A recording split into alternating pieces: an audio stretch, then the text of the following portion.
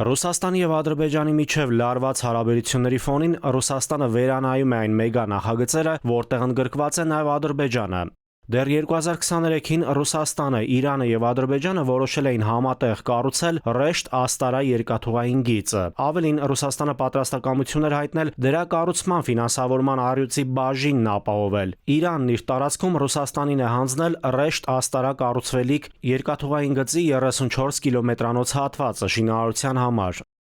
Երկաթուղու համար հողերի ձեռքբերման գործընթացը նախատեսվում է ամբողջությամբ ավարտել մինչև հաջորդ տարվա մարտը։ Շինարարության ավարտից հետո կանխատեսվում է, որ երթուղին կապահովի տարեկան մինչև 15 միլիոն տոննա բեռի թողունակություն։ 162 կիլոմետրանոց Ռեշտ-Աստարա հատվածը պետք է կապի Իրանն ու Ադրբեջանը եւ դառնա հյուսիս-հարավ միջազգային տրանսպորտային միջանցքի մի մասը, Ռուսաստանին լրացուցիչ մուտք բացելով դեպի իրանական նավահանգիստներ, իսկ այնտեղից դեպի Մերձավոր Արևելքի եւ Աֆրիկայի երկրներ։ Ադրբեջանական լրատվամիջոցները սակայն հայտնում են, թե շինարարական աշխատանքները ռուսական երկաթուղիները չի իրականացնի։ Այդ աշխատանքները նախատեսում են կատարել իրանցի կապալառուները։ Վերլուծաբանները հայտնում են, որ Ռուսաստանը նախատեսում է վերանայել այդ նախագծում իր դերը։ Կրեմլը հնարավոր է համարել նվազեցնել դրա առաջնահերթությունն իր օրակարգում։ Մոսկվան չի բացառում, որ արևմտյան երկրներից Ռուսաստանի եւ Իրանի դեմ պատժամիջոցների ճնշման ֆոնին Ադրբեջանը աստիճանաբար հեռանա այդ նախագծից։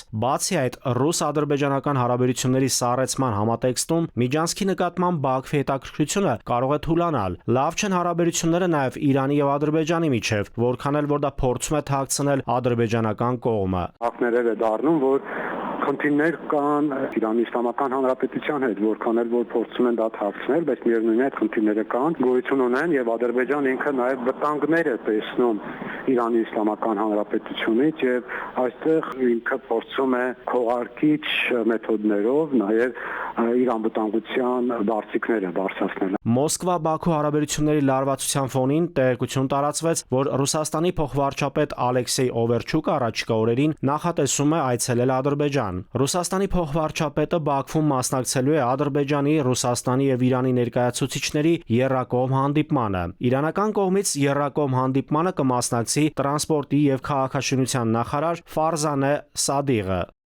Ադրբեջանի եւ Ռուսաստանի հարաբերությունները սրվեցին, երբ ամռանը Եկատերինբուրգում ձերբակալվեց ադրբեջանցի 50 անձ։ Ձերբակալության ընթացքում մահացել է 2 մարդ։ Ադրբեջանի գլխավոր դատախազությունը քրեական գործ հարուցեց Ռուսաստանի անվտանգության ուժերի կողմից ադրբեջանցիների խոշտանգումների եւ սպանության փաստով։ Եկատերինբուրգի դեպքերից հետո Օվերչուկի հունիսի վերջին նախատեսված այցը Ադրբեջան չեղարկվել էր։ 2024 թվականի դեկտեմբերի 25-ին Ղազախստանի Ակտաու քաղաքի մոտակայքում վթարի էր ենթարկվել ադրբեջանական ավիաուղիների ուղևորատար օդանավը, զոհվեց 38 մարդ։ Աղետի պատճառն ըստ ադրբեջանական կողմի ռուսական հակաօդային հրթիռային հարվածն է եղել։